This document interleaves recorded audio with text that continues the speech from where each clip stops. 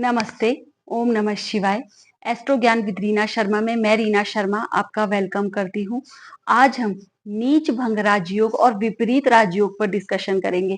विपरीत राजयोग और नीच भंग राजयोग बहुत ही कंफ्यूजिंग राजयोग है। इसको लेकर काफी लोगों को कंफ्यूजन रहता है और ये राजयोग बहुत ही डिफरेंट राजयोग है। इसका नाम तो राजयोग है, लेकिन ये बहुत ही मुश्किल से मिलने वाला राजयोग है।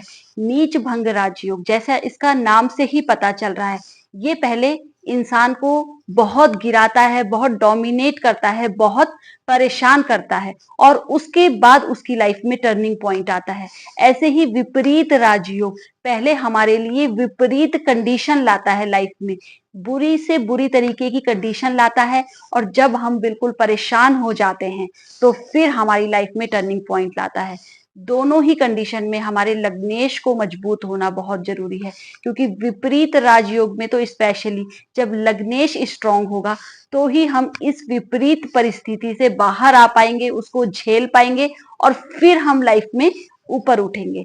जो नीच भंग राजयोग है और जो विपरीत राजयोग है, इनमें हमारी फिजिकल हेल्थ को लेकर परेशानियां रहती हैं या हमारे ग्रहों के जो कारकत्व हैं उनमें कमी रहती है। बस ये हमें मान सम्मान बहुत देते हैं, हमें लाइफ में पैसा बहुत देते हैं, हमें बहुत पद प्रतिष्ठा देते हैं, लेकिन फिजिकल हेल्थ में या फैमिली रिलेशनशिप में इसमें प्रॉब्लम रहती है। जैसे कि अगर सूर्य हमारा नीच का बैठा है और सूर्य से नीच भंग राजयोग हो रहा है, तो पहले क्या होगा, हम पॉलिटिक्स में बहुत नीचे गिरते चले जाएंगे, हमें सफलता नहीं मिलेगी और फिर हम जब बिल्कुल हताश हो जाएंगे तो ऐसा टर्निंग पॉइंट आएगा कि सडनली हमें गेन होने लगेंगे। ऐसे ही अगर शुक्र से हो रहा है तो हमारी फिल्म इंडस्ट्री में अगर हम हैं तो हम देखते हैं कि कई बार हमारी सारी फिल्में फ्लॉप होने लगी है और सडनली कुछ ऐसा टर्निंग पॉइंट आता है कि हमारी फिल्में हिट होने लग जाती हैं। तो इस तरीके से नीच भंग राजयोग हमें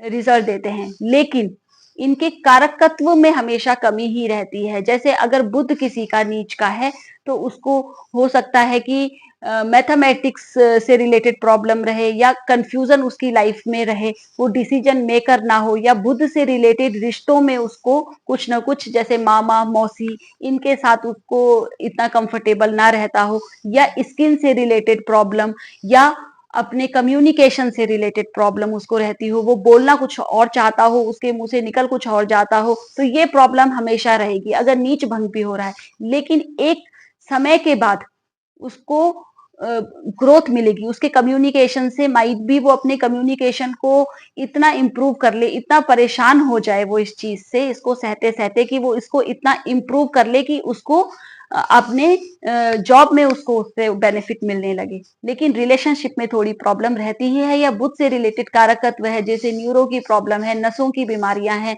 या आपकी स्किन से रिलेटेड प्रॉब्लम है, वो आपको रहेगी ही रहेगी। या किसी भी ग्रह से, जैसे चंद्रमा ग्रह से अगर किसी का नीच भंग राजयोग हो रहा है तो बॉडी में कफ कोल्ड की प्रॉब्लम रहेगी ही रहेगी, मदर से थोड़े डिस्प्यूट रह सकते हैं, ये सारी प्रॉब्लम रहती हैं। बस एक प्रोफेशनल फील्ड में आपको इससे बेनिफिट मिलने लगता है, पैसा आपके पास आने लगता है। तो नीच भंग राजयोग में ये होता है। अगर नीच भंग राजयोग ना हो रहा हो, किसी ग्रह का नीच राशि में वो बैठा हो, तो कई बार कंडीशन बुरी बुरी बुरी होती ही चली जाती हैं और उससे में हमें ग्रोथ नहीं मिल पाती है। लेकिन नीच भंग राजयोग होने से हमें ग्रोथ मिल जाती है। नीच भंग राजयोग किन किन कंडीशंस में होता है, वो एक टेक्निकल वीडियो है, वो मैं नेक्स्ट पार्ट में बनाऊंगी। अभी मैं आपको जस्ट नीच भंग राजयोग से क्या होता है और ये कैसे हमारी लाइफ में वर्क करता है इस पर बता रही हूँ।